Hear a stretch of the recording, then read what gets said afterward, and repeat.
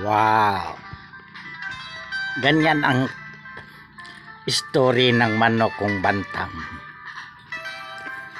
Malaki noon to. Isang basilan ang kanyang mama. Yan talaga ang totoo.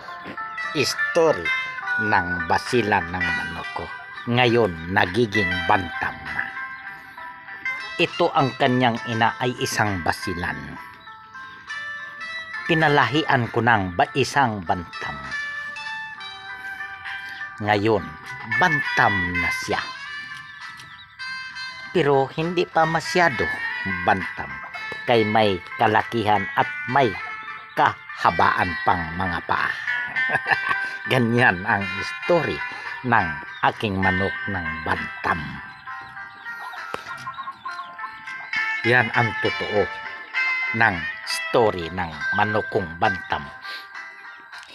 Hindi ko masyadong pinarami kay laki. Pang ko lang ng oras tingnan para yung libangan ba.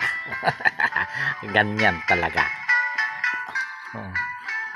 Ngayon, akong story ang kanilang kanyang totoo.